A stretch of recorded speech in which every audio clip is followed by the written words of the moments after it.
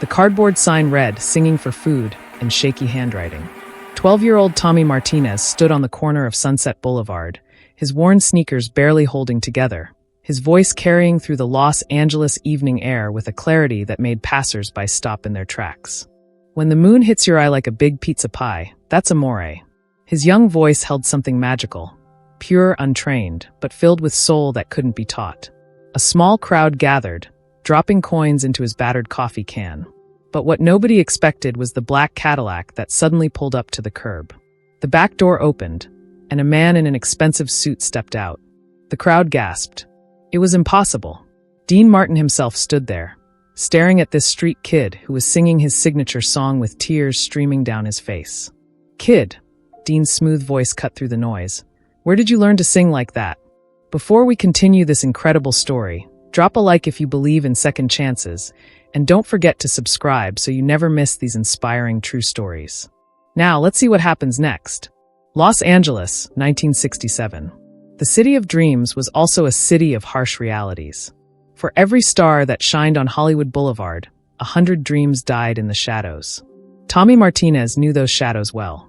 At 12 years old, he lived with his grandmother Maria in a tiny apartment in East LA. His mother had disappeared when he was 6, leaving him with only one memory: her voice singing Dean Martin songs while washing dishes, swaying to the music like she was dancing with an invisible partner. "Your mama had the voice of an angel," Grandmother Maria would say, her weathered hands stroking Tommy's dark hair. "You got her gift, Mijo. Don't waste it." But gifts didn't pay rent. Maria cleaned houses 6 days a week, her knees aching, her hands raw from chemicals. Tommy watched her leave before dawn and return after dark, collapsing into her chair with barely enough energy to eat the simple dinner he prepared. That's when Tommy made his decision. He was 12, old enough to help. School could wait until evening. His grandmother needed him now. So every afternoon, Tommy stood on Sunset Boulevard. Not begging. Never begging. He sang.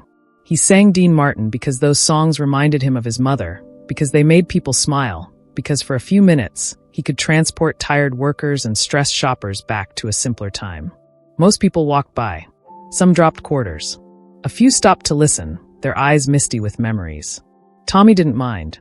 Every coin brought him closer to helping his grandmother, closer to maybe, just maybe, having enough so she could rest her tired bones. But there were others on these streets. Dangerous others. "Hey kid." The voice belonged to Marcus, a street tough in his 20s who ran a small crew of pickpockets and hustlers. "You're working my corner." Tommy's heart raced, but he stood his ground. "I'm not bothering anyone. I'm just singing." Marcus stepped closer, his gold chains catching the afternoon sun. "See, that's where you're wrong. Everything on this block belongs to me. You want to stand here, you pay me half. That's the price of doing business." "That's not fair." "Fair." Marcus laughed, his crew joining in. "Kid, fair is for people with choices. You got no choices. So here's what happens. Tomorrow you give me half. Or I make sure you never sing on this street again. Understand?" Tommy nodded, his throat tight. He understood. He understood that the world wasn't fair, that the strong took from the weak, that dreams got crushed under the weight of reality. That night, he told his grandmother what happened. She pulled him close, her small frame somehow still feeling strong and protective. "Mijo, you don't need to do this. I can work. You're already working too hard, Abuela. I just need to figure something out." The next day, Tommy returned to his corner. But instead of his usual afternoon spot, he arrived early. If he could make enough before Marcus showed up, maybe he could keep more for his grandmother. His voice rang out at 3 p.m., clear and strong. Everybody loves somebody sometime. The crowd began to gather, larger than usual. There was something different about Tommy today, a desperation, a need that made his performance even more powerful. People felt it. They responded. His coffee can filled faster than ever before. $5. 10. 15. Tommy's heart soared. This could buy groceries for a week. This could give his grandmother one day off to rest. Then he saw the black Cadillac. It moved slowly down Sunset Boulevard, sleek and expensive, drawing stares from everyone on the sidewalk. Tommy kept singing, but his eyes followed the car. It pulled to the curb, right in front of his crowd. The back door opened, and Dean Martin stepped out. Time seemed to freeze. The crowd pressed closer, whispers turning to gasps. Dean Martin, the Dean Martin, stood on a Los Angeles street corner, his perfectly tailored suit catching the afternoon light, his famous face breaking into a gentle smile. But he wasn't looking at his fans. He was looking at Tommy. "Kid," Dean said, his voice that familiar smooth baritone that had sold millions of records. "Where did you learn to sing like that?" Tommy's mouth went dry. His hero, the man whose songs connected him to his lost mother, was standing right there. The coffee can slipped from his trembling hands, coins scattering across the sidewalk. I learned from my mom," Tommy whispered. "She used to sing your songs." Dean knelt down, helping Tommy gather the scattered change. The crowd gasped again. Dean Martin, on his knees on a dirty sidewalk, treating this street kid like he mattered. "Used to?" Dean asked gently. "She's gone. Left when I was 6. I don't know where." Dean's expression softened with understanding. He'd known loss, known hardship before fame found him. He pressed the coins back into Tommy's hands. "You've got something special, kid. Raw talent. How old are you?" 12, sir." 12. Dean stood, brushing off his expensive slacks. The crowd had grown to over 50 people now. Smartphones weren't invented yet, but people were calling to others, pointing. "You should be in school." "I go at night, sir. After I finish here. My grandmother, she works so hard, and I just want to help." "Mr. Martin." A voice cut through the moment. Marcus pushed through the crowd, his crew behind him, all smiles and false respect. "Mr. Martin, sir, what an honor. I'm Marcus, I manage this corner. Young Tommy here, he's one of my best performers." Dean's eyes narrowed. Years in show business had taught him to spot a hustler instantly. "You manage him?" "Yes, sir. We have a partnership. I provide the location, he provides the talent." "How much does he pay you?" Dean's voice was still smooth, but there was steel underneath. Marcus hesitated, reading the dangerous shift in atmosphere. "Just a standard management fee." "Half," Tommy said quietly. "He takes half. Or he said he'd hurt me." The crowd's murmur turned angry. Dean's famous smile disappeared completely. He stepped toward Marcus, and despite being shorter and older, his presence made the street tough back up. "Is that true?" Dean asked. Marcus tried to laugh it off. "Look, Mr. Martin, you don't understand how the streets work. I understand perfectly. I grew up in Steubenville, Ohio. My father was a barber. We had nothing. I know exactly how the streets work." Dean pulled out his wallet. "Here's how this is going to work instead. This is my corner now. I'm paying for it. $200. He handed the bills to the stunned property owner who'd been watching from his shop doorway. "That buys this corner for the next month. Tommy can sing here whenever he wants.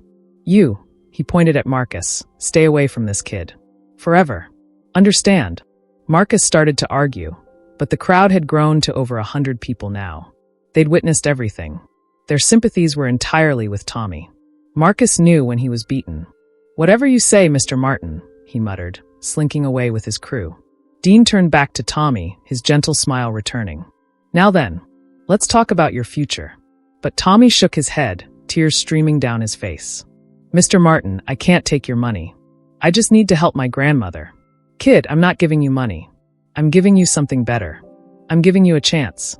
Dean glanced at his driver. "Sal, call the Sands. Tell them I'll be late. We have a stop to make first." 20 minutes later, the black Cadillac pulled up in front of Tommy's apartment building. Grandmother Maria was just arriving home from work, exhausted. She nearly collapsed when Dean Martin stepped out of the car, gently taking her grocery bags. "Mrs. Martinez, I'm Dean Martin. I met your grandson today.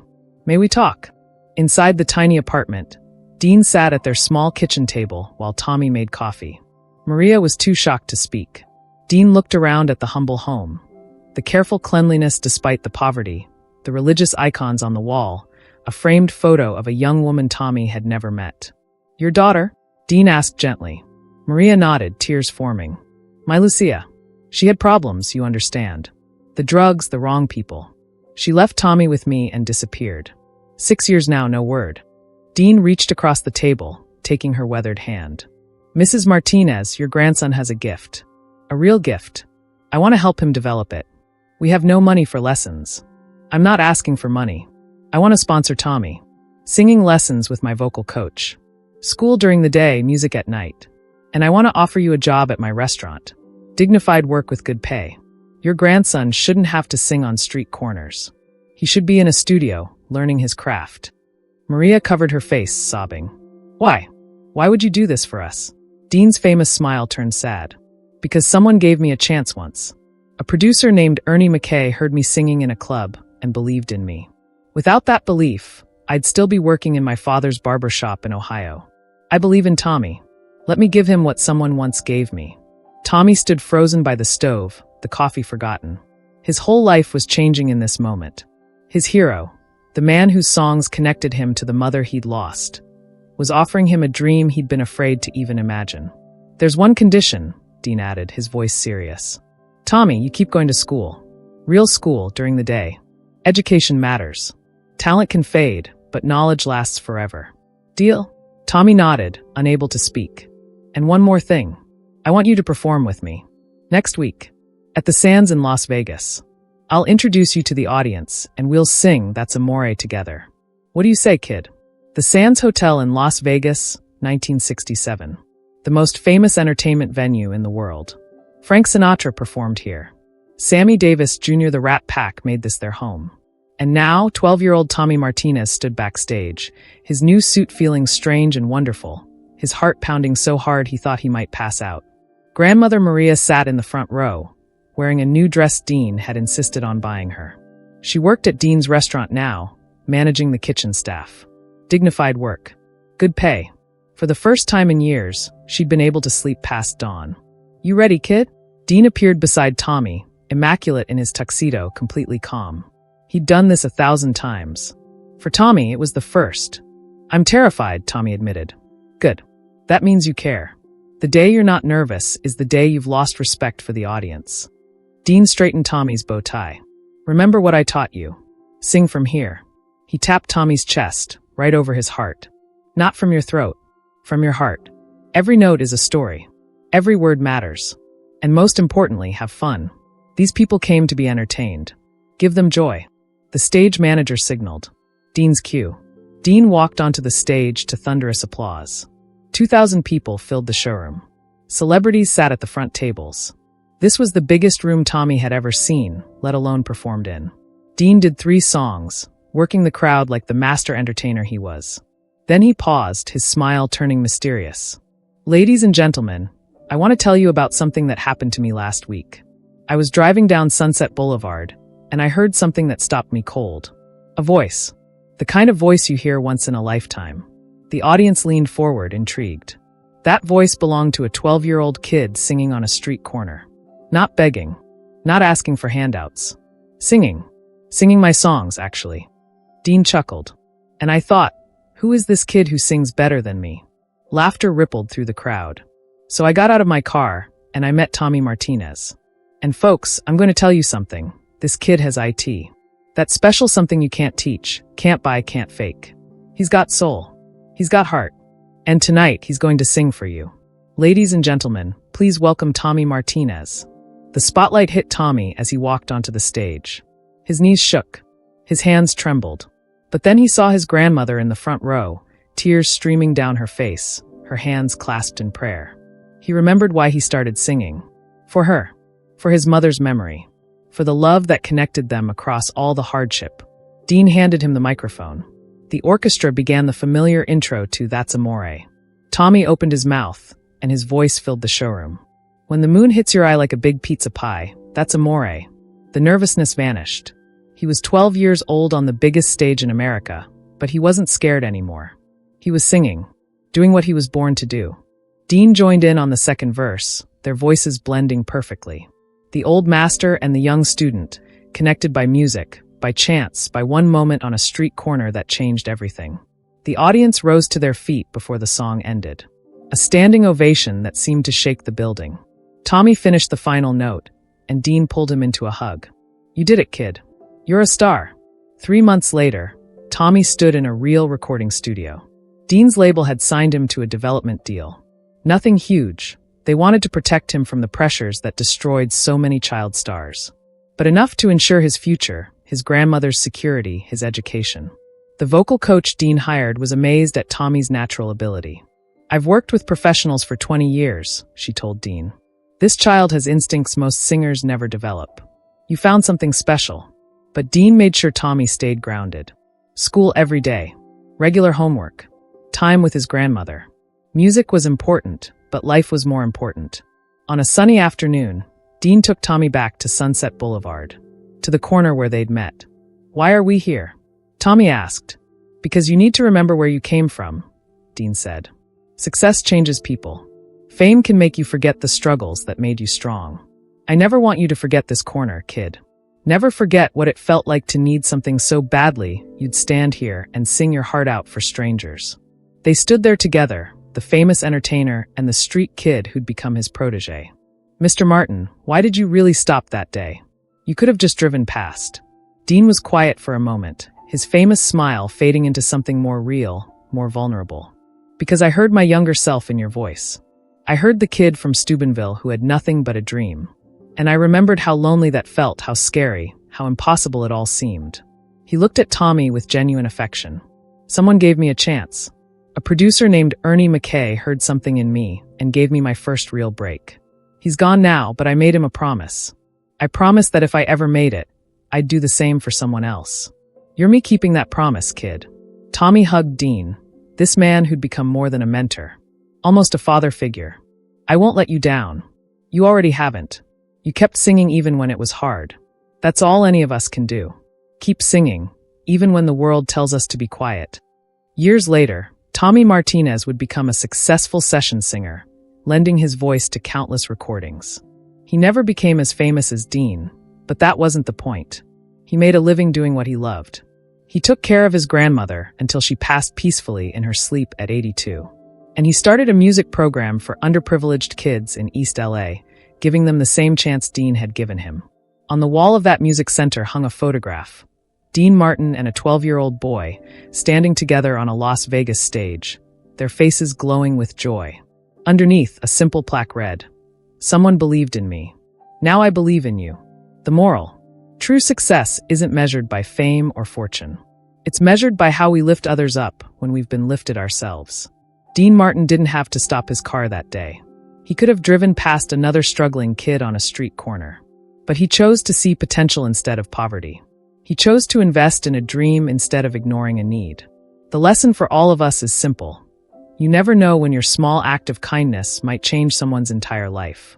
A word of encouragement, a helping hand, a moment of belief in someone when they've stopped believing in themselves. We all have the power to be someone's Dean Martin. We all can stop our car and give someone else the chance they desperately need. The question is, will we? If this story touched your heart, please subscribe to this channel and hit that notification bell so you never miss another inspiring true story. Share this video with someone who needs to hear that their dream is possible, that kindness matters, that one person can make a difference. Comment below about a time when someone believed in you, or when you believed in someone else. Your story might inspire thousands. Thank you for watching, and remember, keep singing, even when it's hard. Someone out there needs to hear your voice.